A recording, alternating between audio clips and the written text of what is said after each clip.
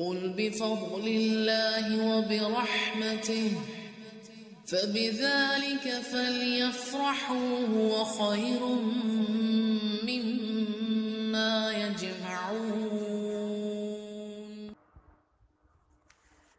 السلام علیکم ورحمۃ اللہ وبرکاتہ۔ نحمدہ ونصلی علی رسولہ الکریم، اما بعد فاعوذ باللہ من الشیطان الرجیم، بسم اللہ الرحمن الرحیم۔ ربی اشرح لی صدری ویسر لی امری واحلل عقدۃ من لسانی یفقہوا قولی۔ آج ہم قیامت کی چھوٹی نشانیوں میں سے نشانی نمبر 105 اور 106 کو دیکھیں گے کہ مسلمانوں اور رومیوں کے درمیان ایک عظیم معرکہ اور فتح قسطنطنیہ۔ مسلمانوں اور رومی عیسائیوں یعنی روم میں جو عیسائی رہتے ہیں ان کے تعلقات جو تھے ان سے تاریخ بھری پڑی ہے، کبھی صلح تو کبھی جنگ، کبھی امن اور کبھی لڑائی۔ تو آج کے زمانے میں بھی مسلمانوں اور عیسائیوں کے آپس کے تعلقات جو ہیں وہ اچھے نہیں ہیں، وہ صلح اور جنگ میں تبدیل ہوتے ہی رہتے ہیں۔ تو نبی صلی اللہ علیہ وآلہ وسلم نے خبر دی کہ قیامت کی نشانیوں میں سے یہ ہے کہ مسلمانوں اور عیسائیوں کے درمیان ایک بہت بڑی جنگ ہوگی، اور یہ جنگ جو ہے امام مہدی رحمہ اللہ کے آنے سے پہلے ہوگی۔ تو نبی کریم صلی اللہ علیہ وآلہ وسلم نے اس کا نام الملحمۃ الکبریٰ رکھا۔ تو مسلمان اس جنگ میں پھر فتح حاصل کریں گے، پھر قسطنطنیہ کی طرف پیش قدمی کریں گے اور اسے بھی فتح کر لیں گے، اور پھر اس کے بعد دجال ظاہر ہوگا۔ حضرت معاذ بن جبل رضی اللہ تعالیٰ عنہ بیان کرتے ہیں کہ رسول اللہ صلی اللہ علیہ وآلہ وسلم نے فرمایا کہ بیت المقدس کی آبادی دراصل یثرب یعنی مدینہ کا پرانا نام یثرب ہے، اس کی جو بربادی ہوگی، بیت المقدس کی جو آبادی ہے وہ یثرب کی بربادی ہوگی۔ تو ایک عظیم معرکہ شروع ہو جائے گا، اور جب وہ بڑا معرکہ شروع ہوا تو قسطنطنیہ فتح ہو جائے گا، تو پھر جلد ہی دجال کا خروج ہوگا۔ اسی طرح پھر نبی صلی اللہ علیہ وآلہ وسلم نے فرمایا کہ تم لوگ رومیوں کے ساتھ صلح کر لو گے، پھر تم اور وہ مل کر اپنے ایک اور دشمن سے لڑائی کرو گے، تم اس جنگ میں فتح یاب ہوگے، مال غنیمت حاصل کرو گے اور صحیح سلامت رہو گے، پھر تم میدان جنگ میں واپس آؤ گے، حتیٰ کہ تم اور عیسائی ایک میدان میں پڑاؤ ڈالو گے جس میں ٹیلے بھی ہوں گے۔ تو پھر عیسائیوں میں سے ایک شخص جو ہے وہ صلیب کو بلند کرے گا اور کہے گا کہ صلیب غالب آ گئی۔ اس پر ایک جو مسلمان ہے وہ غصے میں آئے گا، سیخ پا یا مطلب کہ غصہ میں آنا، اور آگے بڑھ کر صلیب کے ٹکڑے ٹکڑے کر دے گا۔ تو اس واقعے سے کیا ہوگا کہ عیسائی جو ہیں وہ بگڑ جائیں گے اور جنگ کے لیے جمع ہو جائیں گے۔ اب کچھ راویوں نے یہ بھی بیان کیا ہے کہ اس وقت مسلمان بھی جوش میں آ جائیں گے اور اپنے ہتھیار سنبھال لیں گے اور ان سے لڑائی کے لیے ہتھیار تیار ہو جائیں گے، اور اللہ تعالیٰ ان کو شہادت سے سرفراز فرمائے گا۔ یہ سنن ابو داؤد کی حدیث ہے۔ تو صحیح مسلم میں اس واقعے کی تفصیل کچھ اس طرح سے ہے کہ حضرت ابو ہریرہ رضی اللہ تعالیٰ عنہ بیان کرتے ہیں کہ رسول اللہ صلی اللہ علیہ وآلہ وسلم نے فرمایا کہ قیامت اس وقت تک قائم نہیں ہوگی جب تک عیسائی اماک یا دابق کے مقام پر پڑاؤ نہ ڈالیں۔ تو یہ مقام جو ہے نا یہ شام میں حلب نامی شہر کے قریب واقع ہے، تو جنگ کی جگہ یہی ہوگی۔ تو عیسائیوں کا مقابلہ کرنے کے لیے پھر مدینہ سے ایک لشکر آئے گا جو اس زمانے کے بہترین لوگ ہوں گے۔ تو جب دونوں لشکر ایک دوسرے کے مد مقابل صفرا ہوں گے، یعنی کہ ایک دوسرے کے سامنے صفیں باندھ کر کھڑے ہوں گے، تو عیسائی کہیں گے کہ ہمیں ان لوگوں سے لڑائی کر لینے دو جو ہم میں سے گرفتار ہو گئے تھے۔ تو عیسائیوں کی اس بات سے پتہ چلتا ہے کہ اس سے پہلے بھی مسلمانوں اور عیسائیوں کے درمیان بہت سی لڑائیاں ہو چکی ہوں گی جس میں مسلمانوں کو فتح ہوئی تھی۔ تو انہوں نے کیا کیا، عیسائیوں کو قیدی بنایا، وہ قیدی مسلمان ہو گئے تھے، اور اب اسلامی لشکر میں شامل ہو کر وہ عیسائیوں سے لڑنے آئے ہوئے ہیں۔ تو مگر مسلمان کہیں گے کہ نہیں، اللہ کی قسم، ہم اپنے بھائیوں کو تمہارے مقابلے میں اکیلا نہیں چھوڑیں گے۔ تو عیسائی مسلمانوں سے پھر جنگ کریں گے جس میں مسلمانوں کے لشکر کا تیسرا حصہ جو ہے میدان چھوڑ جائے گا، تو اللہ تعالیٰ ان کی توبہ کبھی بھی قبول نہیں کرے گا۔ تو اس لشکر کے 1/3 لوگ جہاد کرتے ہوئے شہید ہو جائیں گے، اور یہ لوگ اللہ کے نزدیک افضل ترین شہداء ہوں گے، اور باقی جو 1/3 جو ہوں گے انہیں فتح مل جائے گی۔ تو اور لشکر کا جو آخری تہائی حصہ شہروں کو فتح کرے گا اور مال غنیمت حاصل کرے گا، اور یہ لوگ جو ہیں کبھی فتنہ میں مبتلا نہیں ہوں گے، اور یہی لوگ قسطنطنیہ کو فتح کریں گے۔ اور جب وہ اپنی تلواریں زیتون کے درختوں کے ساتھ لٹکا کر مال غنیمت جمع تقسیم کر رہے ہوں گے اس کو، تو شیطان ان کے درمیان آ کر آواز لگائے گا کہ لوگوں، مسیح دجال تمہارے گھروں میں داخل ہو گیا ہے۔ تو وہ مسلمانوں کو پریشان کرنا چاہے گا، اور پھر لشکر اسلام کے جو فوجی ہیں وہاں سے نکلیں گے، وہ دجال کی طرف چل دیں گے۔ تو شیطان کی یہ خبر جو ہے یہ غلط ہوگی، لیکن جب وہ شام میں پہنچیں گے تو واقعی مسیح دجال کا ظہور ہو چکا ہوگا۔ اب ایک دوسری روایت میں ہے کہ رومیوں سے جنگ کے بعد اہل اسلام کو مال غنیمت کی تقسیم کا موقع بھی نہیں ملے گا، اور وہ دجال سے لڑائی کی تیاری کر رہے ہوں گے، صفیں درست کر رہے ہوں گے کہ نماز کا وقت ہو جائے گا، اور اسی وقت پھر حضرت عیسیٰ ابن مریم علیہ السلام جو ہے وہ نزول فرمائیں گے۔ اسی طرح ایک دوسری روایت کے مطابق اس غزوے کی تفصیل کچھ اس طرح سے ہے کہ یعنی کہ قیامت اس وقت قائم ہوگی جب وراثت کی تقسیم روک دی جائے گی، اور مال غنیمت لوگوں کے لیے کسی خوشی کا باعث نہ بنے گا، یعنی کہ اس سے لوگوں کو کوئی بھی خوشی نہیں ہوگی۔ پھر نبی کریم صلی اللہ علیہ وآلہ وسلم نے شام کی طرف اشارہ کر کے فرمایا، دشمنان اسلام وہاں جنگ کے لیے جمع ہوں گے، اور مسلمان بھی ان کا مقابلہ کرنے کے لیے وہاں اکٹھے ہوں گے۔ حضرت مسعود رضی اللہ تعالیٰ عنہ بیان کرتے ہیں کہ اس دشمن سے مراد رومی ہے۔ تو اس وقت جب جنگ کی شدت کی وجہ سے بہت سے لوگ میدان جنگ سے واپس آ جائیں گے، اور مسلمان جو ہیں اپنے میں سے بہترین اور جو باصلاحیت فوجی ہوں گے ان کی ایک جماعت کو موت تک لڑنے کے ایک عزم کے ساتھ آگے بھیجیں گے۔ تو دونوں لشکر جو ہے رات تک مسلسل لڑائی جاری رکھیں گے، حتیٰ کہ ان دونوں کے درمیان رات حائل ہو جائے گی، یعنی کہ رات رکاوٹ بن جائے گی، اور پھر دونوں جو ہیں وہ اپنی اپنی جگہ پر لوٹ جائیں گے، اور ان میں سے کوئی بھی غالب نہیں ہوگا، اور جو لوگ موت کا ارادہ لے کر آگے بڑھیں گے وہ سب شہید ہو جائیں گے۔ پھر اگلے دن کیا ہوگا کہ مسلمان پھر بہترین اور باصلاحیت فوجیوں کی ایک جماعت کو موت سے لڑنے کے عزم کے ساتھ آگے بھیجیں گے۔ تو یہ جماعت جو ہے اس بات کا وعدہ کرے گی کہ اگر وہ واپس لوٹیں گے تو فتح یاب ہو کر ہی لوٹیں گے، یا پھر وہ شہید ہو جائیں گے۔ تو دونوں لشکر شام تک مسلسل لڑائی جاری رکھیں گے، مگر کسی کو بھی کوئی بھی برتری حاصل نہیں ہوگی، اور دونوں اپنی اپنی جگہ لوٹ جائیں گے۔ تو جو لوگ موت کا عزم لے کر آگے بڑھیں گے وہ سب کے سب شہید ہو جائیں گے۔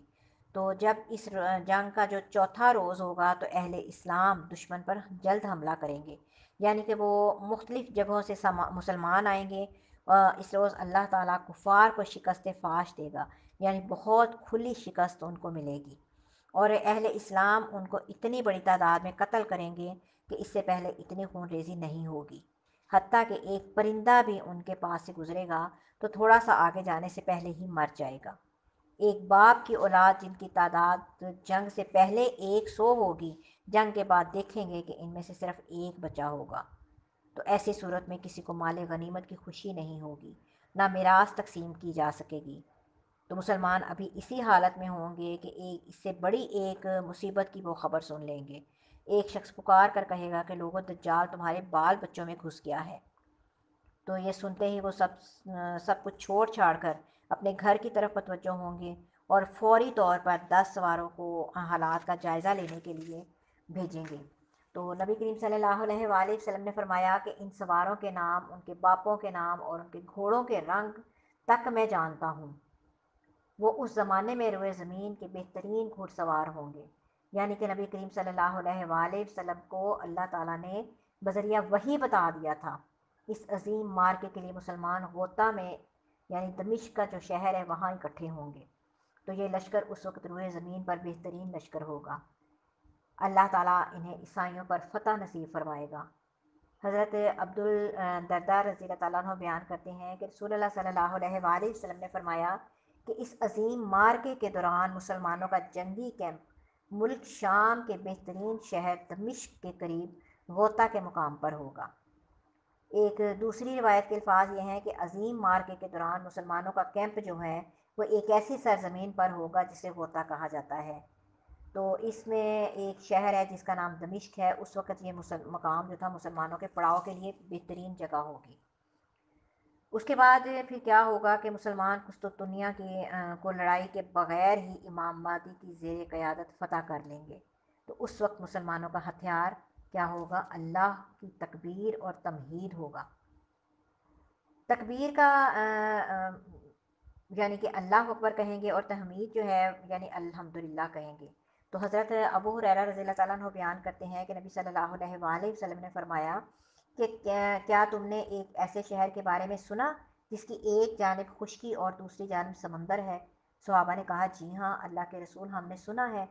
تو آپ صلی اللہ علیہ وآلہ وسلم نے فرمایا کہ قیامت اس وقت تک قائم نہیں ہوگی جب تک بنو اسحاق کے 70,000 لوگ جو ہیں اس شہر کو فتح نہ کر لیں۔ وہ جب آئیں گے تو وہاں پڑاؤ ڈالیں گے اور وہ کسی قسم کا اسلحہ استعمال نہیں کریں گے، نہ ہی کوئی تیر پھینکیں گے، وہ بس اتنا کہیں گے لا الہ الا اللہ واللہ اکبر، تو اس کے ایک طرف کا علاقہ فتح ہو جائے گا۔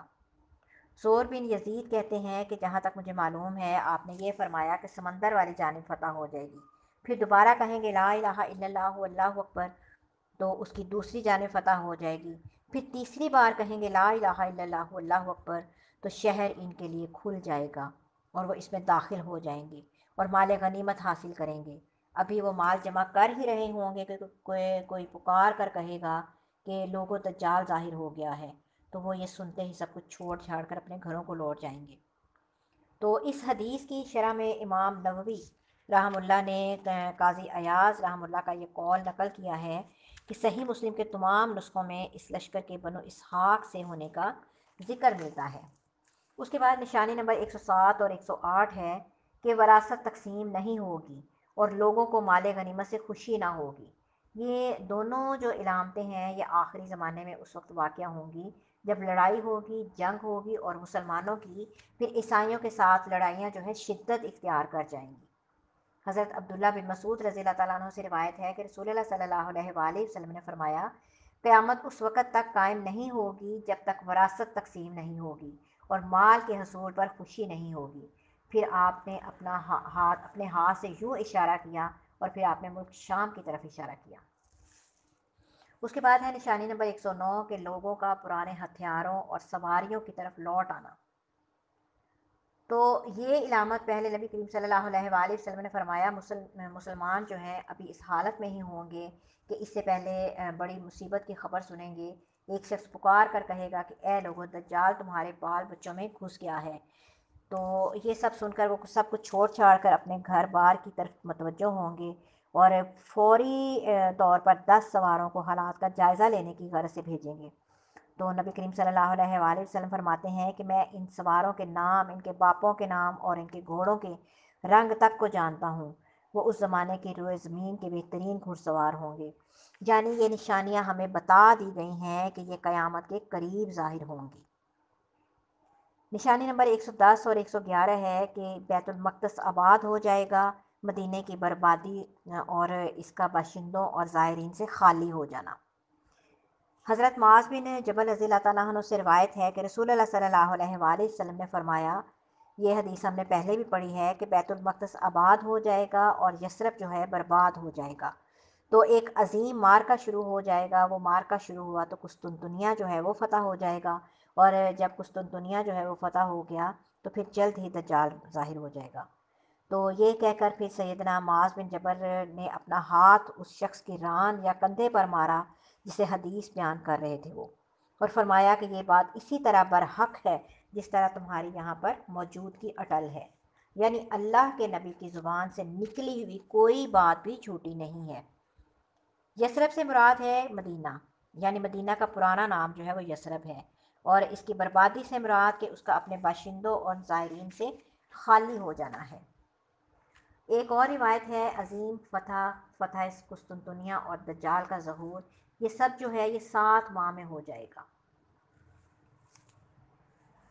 اس حدیث میں نبی کریم صلی اللہ علیہ وآلہ وسلم نے جن واقعات کا ذکر کیا وہ ترتیب سے رونما ہوں گی۔ پہلے کیا ہوگا؟ پہلے بیت المقدس آباد ہوگا، عمارتوں کی کثرت ہوگی، لوگ جو ہے وہ بہت زیادہ تعداد میں وہاں پر آباد ہونا شروع ہو جائیں گے۔ پھر کیا ہوگا؟ پھر مدینہ برباد ہو جائے گا اور لوگ وہاں سے رہائش اختیار کرنے سے گریز کریں گے اور نئی عمارتوں کا سلسلہ جو ہے رک جائے گا۔ تو یہ تمام چیزیں جو ہیں آج مدینہ میں ظاہر ہو رہی ہیں۔ پیچھے دیکھیں، ایک تو کرونا کی وجہ سے حرم کے دروازے ہمارے لیے بند تھے، اور پھر لوگ آہستہ آہستہ وہاں کم ہو جائیں گے اور آبادی کا سلسلہ بھی رک جائے گا، تو مدینہ کے رہنے والے لوگ جو ہیں ان کی بڑی تعداد آہستہ آہستہ دوسرے شہروں میں منتقل ہو جائیں گے۔ ایک اور حدیث میں نبی صلی اللہ علیہ وآلہ وسلم نے فرمایا کہ مدینہ کو اچھی حالت میں چھوڑ دیا جائے گا، حتیٰ کہ نوبت یہ ہو جائے گی کہ ایک کتا یا بھیڑیا مسجد میں داخل ہوگا اور کسی ستون یا منبر پر پیشاب کر دے گا۔ تو صحابہ کے رسول صلی اللہ علیہ وسلم نے عرض کیا کہ اللہ کے رسول صلی اللہ علیہ وآلہ وسلم، اس زمانے میں مدینے کے پھل کس کے کام آئیں گے؟ تو آپ نے فرمایا کہ پرندے اور درندے ان پھلوں کو کھائیں گے۔ تو بیت المقدس کی آبادی کا یہ مفہوم بھی ہو سکتا ہے کہ آخری زمانے میں خلافت وہاں منتقل ہو جائے گی، جیسا کہ حضرت عبداللہ بن حوالہ رضی اللہ تعالیٰ عنہ حدیث میں وہ کہتے ہیں کہ رسول اللہ صلی اللہ علیہ وآلہ وسلم نے ہمیں روانہ کیا تاکہ ہم وہاں سے مال غنیمت حاصل کریں، لیکن ہم وہاں سے کوئی مال حاصل کیے بغیر ہی لوٹ آئے۔ تھکن اور مشقت ہمارے چہروں سے ظاہر ہو رہی تھی، اور آپ صلی اللہ علیہ وآلہ وسلم نے ہماری حالت دیکھ کر ہمارے درمیان کھڑے ہو گئے اور یہ دعا فرمائی کہ اے اللہ، انہیں میرے حوالے نہ فرمانا کہ میں ان کی کفالت نہ کر سکوں، اور نہ ہی انہیں ان کے نفسوں کے سپرد فرمانا کہ یہ عاجز ہو جائیں، اور نہ انہیں لوگوں کے حوالے کرنا کہ دوسروں پر ان کو ترجیح دیں۔ پھر آپ صلی اللہ علیہ وآلہ وسلم نے میرے سر پر اپنا ہاتھ مبارک رکھا، یا انہوں نے کہا کہ میں تیری کھوپڑی پر ہاتھ رکھا، اور فرمایا کہ اے ابن حوالہ، جب تم یہ دیکھو کہ خلافت ارض مقدس یعنی بیت المقدس میں داخل ہو جائے تو اس وقت زلزلے، پریشانیاں اور بڑی مصیبتیں قریب آ جائیں گی۔ اس دن قیامت اس سے بھی زیادہ ہوگی جتنا یہ میرا ہاتھ تمہارے سر سے قریب ہے۔ اور پیچھے جو حدیث میں یہ بھی ہے کہ وہ عظیم مار کا جو مسلمانوں اور عیسائیوں کے درمیان ہوگا، اس میں بے شمار لوگ جو ہیں وہ قتل ہوں گے، اور اس کو ملحمہ جو ہے اسی لیے کہا جائے گا کہ اس میں قتل و خون ریزی بہت ہوگی۔ اب اس مارکے کے بعد قسطنطنیہ کی فتح جو ہے وہ عمل میں آئے گی، تو آج کے زمانے میں اس کو یہ استنبول کا شہر ہے جو کہ ترکی کے بڑے بڑے شہروں میں سے ایک ہے۔ پھر فتح قسطنطنیہ کے بعد دجال ظاہر ہو جائے گا۔ تو اللہ تعالیٰ سے دعا ہے کہ اللہ تعالیٰ ہمیں ان فتنوں سے دور فرمائے، اور اللہ تعالیٰ ہمیں دجال کے فتنے سے بھی دور فرمائے۔ آمین یا رب العالمین۔